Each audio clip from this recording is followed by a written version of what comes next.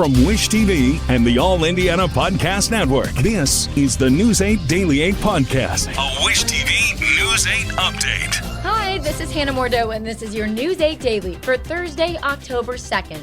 We are in the mid-50s this morning, but heating right on up. It is going to feel a lot more like summer yet again today. The good news is we have that low humidity. Temps will be in the 80s, but it feels really nice if you enjoy summer. If you want fall, we're not going to have that for a while. Breaking news. British police say at least 2 people are dead and 3 are hurt in an attack at a synagogue in Manchester, England. They also say they believe the attacker is dead, but they cannot be certain until a bomb disposal team can get close to him. As for the casualties, authorities say the attacker hit some with a car and stabbed at least one of the victims. Today is Yom Kippur, the holiest day on the Jewish calendar. Also breaking here in Indianapolis, IMPD is describing the nighttime chase that started in Indianapolis and ended with a deadly crash in Johnson County. Authorities said little overnight, then released more during our morning show, Daybreak. IMPD says it started just after 9 last night, when a detective says they spotted an assault suspect at 21st and Emerson. Officers tried to pull the truck over, but police say the driver did not stop. IMPD describes it as a lengthy pursuit that ended up on I-65 in Johnson County going north. Police say they tried to spin out the truck at one point, but it kept going. Soon after that, police say the truck went off the road, hit a culvert, went airborne, landed in a ditch, and caught on fire. The Johnson County coroner says the driver who died was Marco Antonio Pena Morales, a 30-year-old from Chicago. The Trump administration says layoffs are imminent for some federal workers because of the partial government shutdown. It's now the second day with no indications of a quick end. News 8 government reporter Garrett Berquist looks at the impact on resources here in Indiana. This really comes down to 2 things: whether a program is mandatory and whether benefits have already gone out for the month of October. Let's begin with the big stuff. Medicare, Medicaid, and Social Security benefits all will continue. That's because those are mandatory programs. Every effort will continue to be made by Republicans to make sure that those monies are still flowing. They're not in jeopardy. But instead, these discretionary programs are in jeopardy, and we need to make sure that we open government up as soon as possible. Essential federal employees will continue to work. They include the military and federal law enforcement, including ICE agents. Air traffic controllers and TSA agents also have to report to work, so air travel won't be affected. But they won't get paid until the shutdown ends. This can jeopardize their ability to afford food for them and their families. And their families need to thrive and be able to cover their other household expenses. Bryant says food assistance programs are safe for now. That's because the feds already distributed funding for October. She says that could change depending on how long the shutdown lasts. A shutdown that lasts several weeks or longer could also impact the Emergency Food Assistance Program, or TFAP, which is the Commodity Food Program, SNAP, WIC, and other nutrition programs, due to a lack of funding, a delay in processing, or both. The Senate voted again early Wednesday afternoon on a measure to keep the government funded through November 21st. Democrats again kept the measure from reaching the 60 votes necessary to pass. I spoke exclusively with Senator Todd Young moments after the vote. Based on how the negotiations went over the continuing resolution and based off your prior experience with shutdowns, how long do you think this one's going to last? You know, it's unclear. There's a positive development. I just came off the Senate floor, and every Republican but one voted to keep government funded and to prevent this shutdown. We had 3 Democrats join us. So I think that's positive, but it's probably going to be a couple of days, unfortunately. The Postal Service also is not affected. That's because it has its own dedicated sources of revenue. I'm Garrett Bergquist for Wish TV and WishTV.com. Democrats say they will not support a federal spending plan that does not reverse cuts to Medicaid. They also want to preserve subsidies that lower insurance premiums for people using the Affordable Care Act. Congressman Andre Carson posted on social media saying Republicans refuse to extend tax credits that give 22 million Americans health insurance. That's from the government's own count of people who use subsidies to pay for ACA coverage. Governor Braun says he hopes the shutdown will lead to spending cuts that are meaningful. He says the federal government needs to figure out how to live within its means. It's worse now than it was when I was there 6 years ago. And sadly, they need to get their act together and do budgets, do the simple thing we all do as households, businesses, municipalities, and states. Don't spend more than you take in. And you're borrowing money from your kids and grandkids. Shameful. Braun says Indiana does not depend on the federal government as much as other states, so he thinks the shutdown will have less of an immediate impact here. The government shutdown is likely to impact the release of the federal jobs report this week, but private payroll reports show a drop. The monthly report from ADP says employers cut 32,000 private sector jobs last month. The report also revised numbers from August downward, showing the economy lost 3,000 jobs that month. The Bureau of Labor Statistics would normally release its jobs report tomorrow, but the Bureau says it will not issue reports until after the government reopens. Indiana Senator Jim Banks is making a push to give several central Indiana communities their own zip codes. He is co-sponsoring a measure with another Republican and 2 Democrats. They call it the zip code bill. It would require the Postal Service to give a distinct code to a number of cities in different states. In Indiana, the first would be Carmel, Lawrence, Noblesville, Westfield, and Zionsville. Banks says the goal is to make mail delivery clearer and more efficient. IT-Mate has learned that allegations against the Johnson County coroner have led to a mass exodus of employees in his office. IT-Mate's Tim Spears tells us 4 deputy coroners and the chief deputy coroner have resigned so far. Michael Pruitt has not been charged with the crime, but as I reported last month, he is accused of stalking and harassing a 17-year-old high school student. He did not want to go on camera to answer my questions, but I've obtained the resignation letters of several of his staff.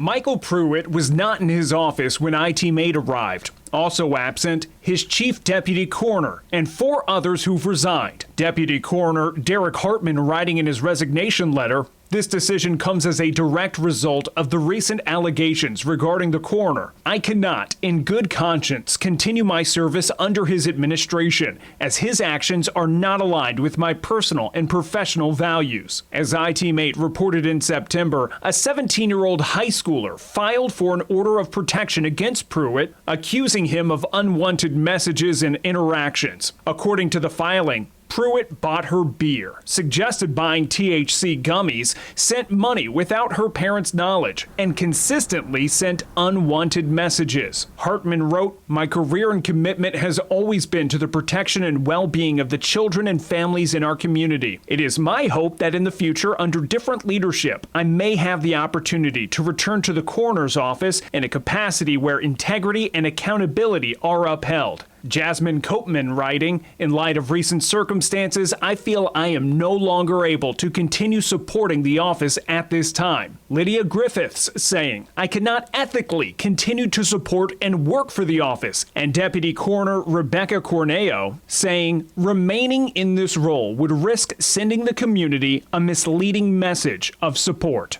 Pruitt would not participate in an interview and did not address what his ex-staff wrote in their resignation letters, instead saying in a statement, "Each individual must make the decision that is best for themselves. Each of those who resigned has served Johnson County with dedication, and I am grateful for their service." There are still 8 deputy coroners on staff, an administrative deputy coroner as well, and Pruitt, who says he's already received new applications to fill the vacancies. Now, the county coroner is an elected position, so neither the county council or commission could remove Pruitt from office. If he's convicted of a felony, that would start the process to remove him. But again, Pruitt has not even been charged with a crime. In studio, Tim Spears for Wish TV and WishTV.com. It turns out that the problem that knocked Kelsey Mitchell out of the Indiana Fever's final playoff game was also the focus of one of our recent Health Spotlight stories. We told you last week about a condition known as rhabdo, which happens when you work out so hard that your muscles break down. It can be life-threatening. Mitchell now says that's what was happening to her in the second half of the loss to the Aces. Mitchell writes in a post updating her health, "I went into a sense of numbness, paralyzing, feeling with no movement from my lower extremities for up to 5 to 7 seconds. Because my muscles stopped producing positive blood to my bloodstream, my body locked up from a physical standpoint, and from there, fatigue and cramping settled in. She goes on to say, in other words, I played literally till my wheels fell off. LMAO. Mitchell says that she is moving again slowly and will be fine soon. The Catholic Church will not be able to tear down a historic church building on the east side of Indianapolis. The city's Historic Preservation Commission is denying the request to demolish Holy Cross Church at Ohio and Oriental. The priest who leads St. Philip Neri Catholic Parish says Holy Cross is too expensive to keep, costing the parish $800,000 to maintain last year, and that the preservation would cost $8 million. Well, we're disappointed with the way the vote went today. This is a continued infringement on St. Philip Neri Parish's religious liberty, and we don't think the city should insert itself in a church's prayerful discernment about how to steward its own property. He says he plans to appeal the commission's decision, but Indiana Landmarks and other groups say they will work to protect the historic property. Leaders with Elanco say that they want their new downtown headquarters to help draw more ideas and investment to Indianapolis. The animal health company cut the ribbon on its new facility yesterday. It's on the site of the old General Motors stamping plant just west of the White River downtown. We're in the perfect place for if there's an innovator anywhere in the world that wants to bring an idea and an innovation to scale it and to globalize it. We can do it right here in Indiana as well as anybody. The new facilities are part of the One Health Innovation District, which has backing from the city, state, Elanco, and Purdue. A major agricultural science company based in Indianapolis is splitting into two companies. The board of Corteva has unanimously approved the move, creating one company focused on crop protection and another on seeds. Leaders say the goal is to allow each to use its own strategies and focus to become market leaders in the two categories. Plans call for the split to happen over the next year. No word if or how much it will change operations here in central Indiana. Let's go to Jane King now with your business headlines. She starts with beef prices. So new record high for beef. This is the latest in a series of record highs that have just seen beef prices march higher in the last couple of years. A drought a few years ago, two of the big ranching areas, Texas, Oklahoma, left cattle herds the smallest in 70 years. There's still strong demand for beef as well. So that is what's driving these beef prices higher. Well, new car down payments have hit a 4-year low. The Edmunds report shows buyers are financing larger amounts with longer loan terms to be able to manage those costs. The average down payment for a new car purchase fell to just above $6,000 in the third quarter of this year, and the share of car buyers who have a $1,000 a month payment recently hit an all-time high of 19%. Stocks in pharmaceutical companies have soared this week, and the gains come as they avoid tariffs by increasing manufacturing in the U.S. Now, Eli Lilly and Company was up 8% just yesterday. Lilly confirmed it is in active discussions with the Trump administration to further expand patient access to its drugs, and that development has eased investors' concerns about potential government-imposed price controls, which had created some uncertainty for the sector. Well, traders in the prediction markets are betting that the U.S. government shutdown could drag on for 2 weeks, with odds rising that Congress will not reach a deal until mid-October. Now, in the meantime, certain markets are reacting to the shutdown. So gold yesterday hit a fresh all-time high as investors flocked to safer investments, and Bitcoin got a bump. It is seen as an alternative to the U.S. dollar. Market bettors also say there's now a 100% probability of an October Fed interest rate cut, and then an 88% chance of another cut in December. And markets pretty much shrugged off the shutdown. It was a record close for the S&P 500 yesterday, and the Nasdaq closed just short of a record. Now this morning we're kind of in a holding pattern, pretty quiet. Nasdaq's getting a little bump on some tech deals that were announced overnight. Live from the New York Stock Exchange, I'm Jane King. Back to you. In Colts Watch, the team is making tickets to October games a bit less costly, but you do need to buy them soon. If you do, you won't have to pay extra fees on it. Games are Sunday against the Raiders, following weekend hosting the Cardinals, and October 26th when the Titans come to town. Offers started yesterday. Colts say it runs until noon tomorrow. Fans at Sunday's Colts game will get to cheer on a former great one final time. Shaquille Leonard is coming back to retire as a Colt. Leonard was a second-round draft pick in 2018 who exceeded expectations. He was the league's Defensive Rookie of the Year and went on to be a 4-time All-Pro. We have fond memories of him here on Daybreak in 2020 when he still went by Darius Leonard. He was Wish TV's player analyst. Injuries cost him dearly as a Colt. He left to play for the Eagles in 2023. Sunday, the Colts say he'll strike an anvil before the game and retire at a halftime ceremony. Happening today, Sleepy Hollow comes to life in Fishers.